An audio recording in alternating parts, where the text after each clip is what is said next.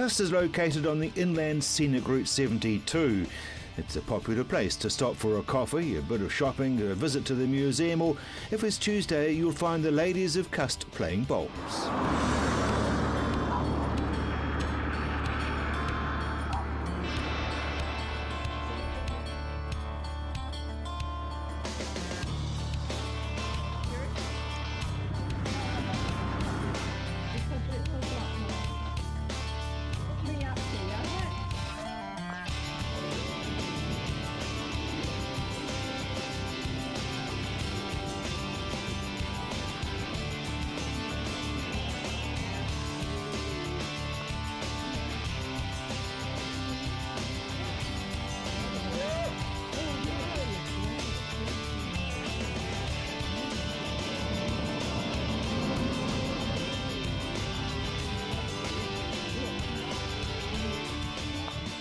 I've met a number of interesting people so far on my journey north, and there'll be many more. One I caught up with was Kate Wilkinson to talk about life after politics and her new role on the farm. What was the motivation to get into politics? Yeah, you would wonder, wouldn't you? I think it was, as a lawyer, I didn't quite like some of the laws, and they were just badly drafted and we had to apply them. But what really got me into politics, to be honest, was the Labour government, and I didn't like them. Steve Mahari wanted to put a prison in Mandeville, a youth prison, and which is where you lived. Which is where I lived. Yeah. So we got together with the community, and I just loved working with the community, helping the community, and I loved the intrigue of politics and how you can use politics for outcomes, for good outcomes, and we won that battle. And then I thought, oh, this is quite fun, so I threw my hat in the ring. Any political background in the family, or were you the first up? I'm the first up, really. I think my great uncle was a member of the Country Party in those days, and I still remember him coming down on Sundays with a flag and a beer and talk politics, but I think I was probably too young then to even understand it. So politics, is it really as brutal as we think? Yeah, it can be brutal. I say the highs are higher than you experience anywhere else, but the lows are certainly lower. I suppose you're always in the public eye. It's pretty unforgiving, but it's certainly unforgettable. I don't regret it. I've done 9 years now. It's a fantastic journey. I just loved it, but I'm ready for the next bucket list and the next journey. I mean, you were one of the South Island National Party blondes, wasn't it, all the way through? Yeah. Is that changing much? I mean, the women are obviously now a lot more accepted than they were. Yes, I think they are. I mean, I've always been in a male-dominated profession, so I've never really looked at it as sort of gender-based. It's sort of, I prefer it to be competence rather than chromosome-based. So, but it's. I mean, there are pluses and minuses. We used to have 4 East Coast blondes. I was part of that group, that's right. There's now 3. But then we've got a blonde from Invercargill, so she'll make up the numbers. So, yeah, but you form friendships, male or female. I don't really think it makes that much difference. But politics, without a doubt, is certainly not for the faint-hearted. And that's a chapter that's closed and a new one opens here on the farm. Yeah, absolutely. I think it's really exciting. So it's a fantastic opportunity for me to sort of think about what my great-great-grandfather and my great-grandfather and my grandfather and my father all did here, and it's the old stewardship. I want to make it a better place. Got a couple of guys working with you, which will be a huge benefit. Oh, absolutely. I mean, I didn't study agriculture, so I'm very ignorant of a lot of things. So Mike's been here for 19 years now, so he's our farm manager. So and he knows all the quirks and qualms that Dad used to like as well. So I'm learning a lot. He says it's like teaching a 16-year-old because I suppose I'm sort of just soaking it all up. Asking lots of questions. Yeah, absolutely. But I can't quite concentrate fully on this until I finish my other job on the 19th or 20th of September. You're hands-on. I mean, you're combine harvester driving and working in sheep yards. You're hands-on. Yeah. I am, yeah. No, I was driving the header till sort of 10 o'clock at night this season, and I love doing the tractor work. I go out and feed the deer. I do I'm not as strong as the boys are, so I do other things that everything still has to be done. But I've got to learn a bit of fencing. I have to do that, and I've got a lot of skills I have to learn. So what's going to happen if somebody taps you on the shoulder and says, I want you on as a member of the board of directors for a company? Well, I think I can cope with a couple of jobs. I don't think I could just do nothing. And here it's not really a 3-person farm, it's a 2-person farm, so I want to be here and deciding how much malting barley we put in and things like that, and some of those decisions, and doing some of the other tidying up things and improvement things. So I'll still have time to do other more mentally stimulating jobs. Because I couldn't, Kate Wilkinson, expect you to suddenly stop and not use your mind. I don't think so, no. I mean, I sort of joke that after the election I'm going to have a gap year, but I think I'll be bored after a couple of weeks, if not 1 week, so I'll have to do something, but who knows, something might come up. You got some plans in your mind that you like to change? Because, I mean, every tree on this property has been planted by a family member. Yeah, it has, and actually Mother Nature took a few down this year as well, so they have to be replanted, and so there's huge scope and opportunity to change things around a bit. It's we'll look at doing perhaps different crops, perhaps a bit more lucerne, who knows, but it's, at the end of the day, it's a dry farm. I'm not going to do dairying though. I don't like cows. I think they're great for the economy. I don't like cows though, and you've got to deal with animals that you like, and I like sheep. Because you've got about 3,000 sheep. 3,000 ewes, yeah, and about 350 deer. I'm not so sure about the deer yet because I'm a bit nervous of them, especially the stags, but you go out and feed them barley, and they almost feed out of your hand, they're that tame, so we'll just see how that goes. Kate, a long association with this particular farm. Oh, I love this place. Yeah, my great-great-grandfather was here in 1877. So it's 5th generation farm. Nobody else has ever farmed this farm. It's pretty special. Yeah, I love it. Yeah, it's a farm I suppose I've always loved. I came and did the lambing even when I was at sort of university, even doing law. I used to come and do some lambing with Dad, and yeah, I just love it.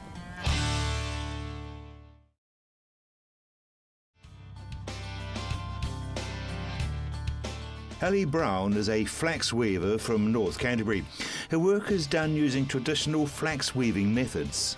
Well, flax weaving is very much part of the culture of Māori people in New Zealand.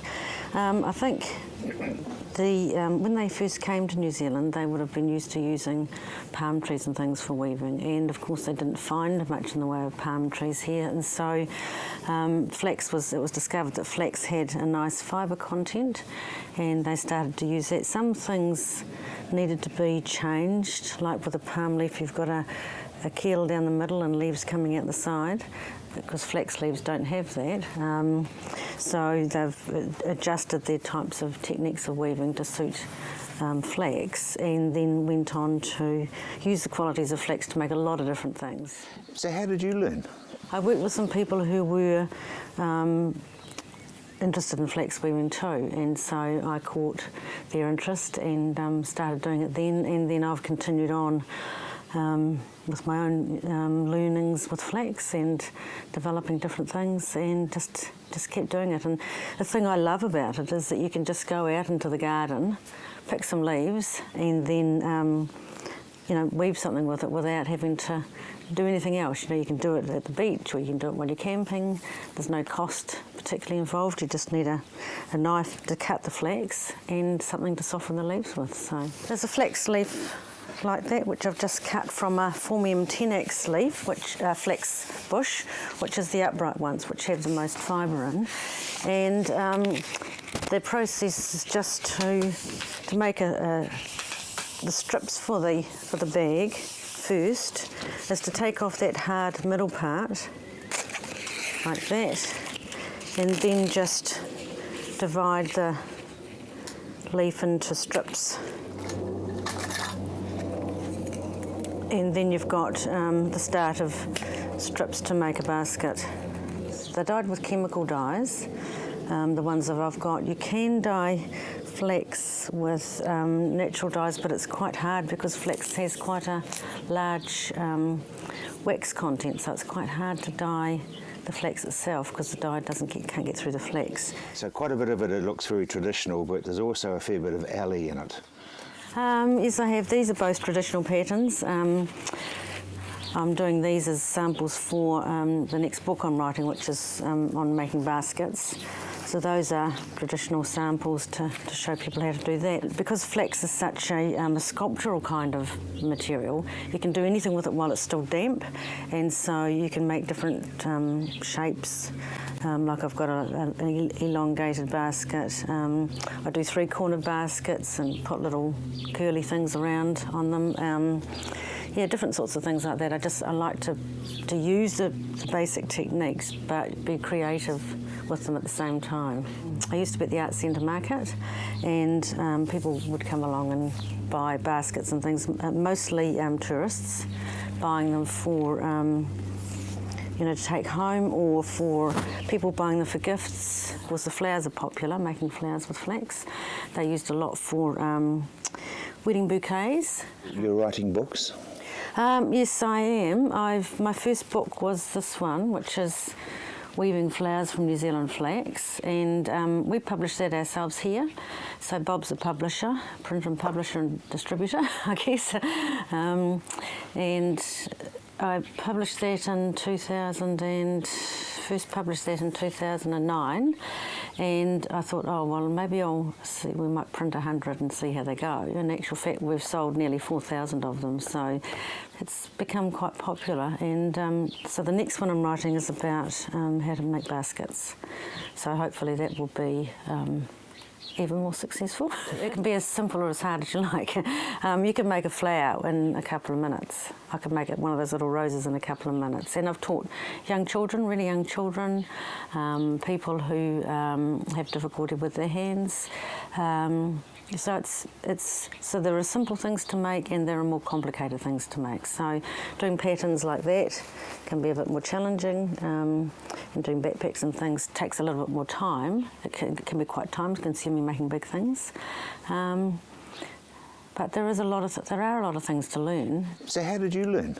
Firstly, I went to Polytech had a 1 day a week course a few years ago, so I went to that for a while, and then also I went to 1 or 2 weekend workshops, I guess, and from then on it was just me teaching myself. So I've just learnt, experimenting, thinking about things, looking in reference books and those sorts of things. One of the things that I would really like to see is flax bags being used a whole lot more instead of plastic bags. Making just like a string bag out of flax would be much more environmentally friendly than all the plastic bags we use. What sort of flax do you use? Could you use anything, or is there a specific flax that's best for weaving? Well, this flax, weaving flax is generally Phormium tenax, which is the big upright plants that have the big tall flower stalks with the lovely red flowers. It can have some droopy leaves, some of the different varieties of tenax, but mostly it's the big tall leaves. But there are quite a lot of different weaving flaxes that have different qualities. So some of them are quite strong, some of them can be soft to make smaller, softer things. So some of the leaves can be wide, they can dry to different colours, well, just like a cream or a gold colour. So there are quite a lot of different varieties of flax. When I was doing workshops, I got a lot of people from Europe coming to them, and Japan. They want to learn a bit of Māori culture, and I have sent my books overseas. So I think as long as there's flax growing, like the flax does grow in quite a lot of different countries around the world, the more it becomes known, the more it will grow in different countries as well, the flax weaving itself.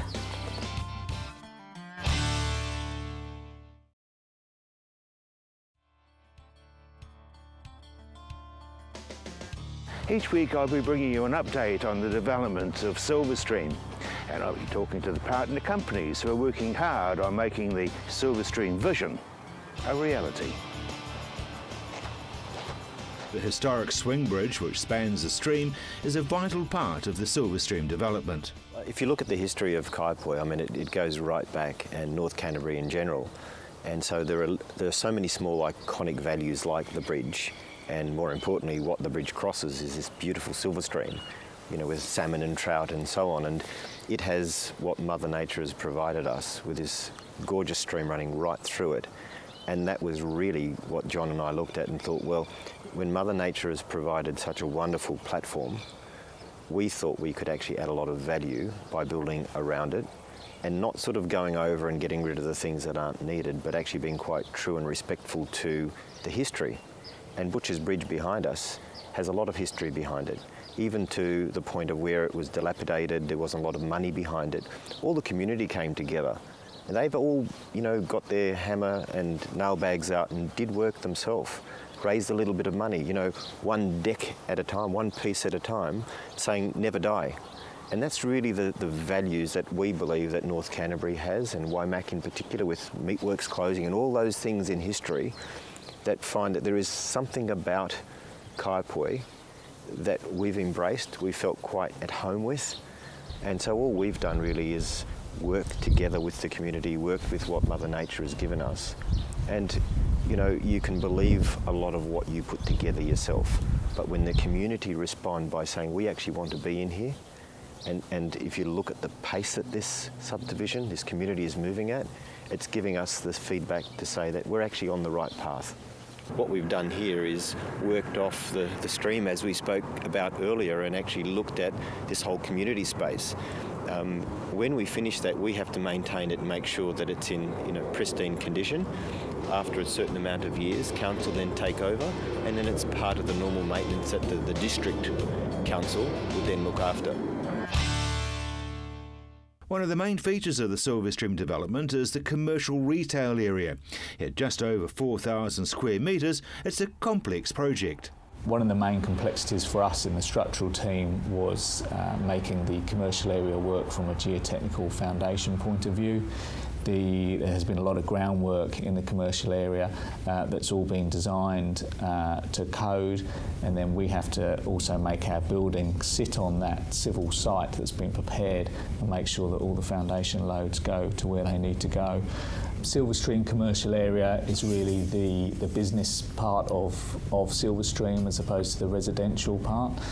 It's going to be delivered in 3 main buildings. It's over 4,000 metres squared of commercial area, and we have been involved in that in designing the structural component of those 3 buildings, single-storey and 2-storey concrete structures. There is steel work in there as well. So we have spent a long time working on the loads and the structure for those and how they're going to come down, and the foundations are going to work in conjunction with all the civil works that have been done to prepare that site for the commercial area. The ground was prepared by the civil engineers to make the area up to the right levels that it needed to be. The levels were raised up for flooding constraints that were on the site. That meant that as structural engineers we were dealing with a nice flat site, but it was a site that had been built up on engineered fill with certain geotechnical constraints around that. So it's important as structural engineers that we fully understand that to make sure that our foundations work correctly. So we worked closely with the geotech engineers as well to make sure that we understood how that earth was going to perform under the loads. And then the real constraint was making sure that the loads came out of that building where we wanted them to go, and we really had those foundations acting in the right way to make sure that those loads are dissipated into the ground without affecting any of the other services that are around the site. Got a wealth of experience at the top. We've also got a wealth of experience in the middle, and I think safe to say we recognise that if we don't have some younger guys coming through and us dedicating a fair bit of time and effort into making sure that they develop, we're not going to be around in 30 years' time. So succession has been quite a hot topic over the last few years, and we've worked very, very hard to try and get a range of individuals, almost generations, onto a site where you have your young site engineer that's just graduated from, Otago Polytech or whatever, or Canterbury University. And then you have the oldies, they have the guys that are looking at it and going, well, I can got another 5 years in me. Let me try and teach someone. And as long as you've got some of those, and if you've got that sort of progression of people on a job, New Zealand will be a better place. You're not losing any of that. That experience and that depth of knowledge. But safe to say, I say 3 years ago, we looked at it and we went, there's some gaps. We need to do something. We need to act, and we've done. We've done well, in plugging those holes. Been very fortunate to find some brilliant young kids, and they are kids. Some of them are only sort of 19 years old, 20 years old, but they've got get up and go. And they align with our purpose and our goals and our culture. Hopefully, everybody moves up the chain, or gets to a place where they're content. But some of the younger guys coming through today are. They're keen to be CEO one day, which is fantastic. We are perfectionists, and you have to be. You're here for the long haul? Yeah, absolutely. Our investment, we've got, I think at the moment, 16 show homes invested in Canterbury. So that's, as well as in the likes of what we're doing here in Silverstream, we've got another 84 home development coming. And that's us, funding that right the way through to fruition, regardless of where and when those components or those homes are sold. We're expanding out into South Canterbury. We've just opened up an Ashburton and Timaru office. We're already in Wanaka. We've got an Auckland division now. We're looking at moving into the central Auckland area. But first and foremost, our main focus is Canterbury. One of the key differences between Mike Greer Homes, particularly in this market, and it's fair to say that the market's under pressure. We've never had anything like this, where the supply bases are, our suppliers, roofers, windows, all those types of suppliers, engineers are putting under extreme stress because the market's so busy with building. After the earthquakes, the market went completely flat. People stopped building. People were afraid to build. People were afraid of the land. We were here before the earthquakes. We were a substantial company, Christchurch's biggest building company. We've retained our role as Christchurch's biggest building company, and we continue to grow. We've always built a lot of what you would term spec homes. So we've had the funding ability and we've had the focus to buy land and build homes. Everyone else stood away, but we kept feeding our manufacturing base. Now that stood us in great stead now that the pressure's on. We have lines of supply, guaranteed lines of supply, whereas some of the other companies that you've heard about are struggling just to get people to come and do basic work, whereas our builds are going along fluidly, and we're continuing to build upwards of 500 homes a year in Canterbury.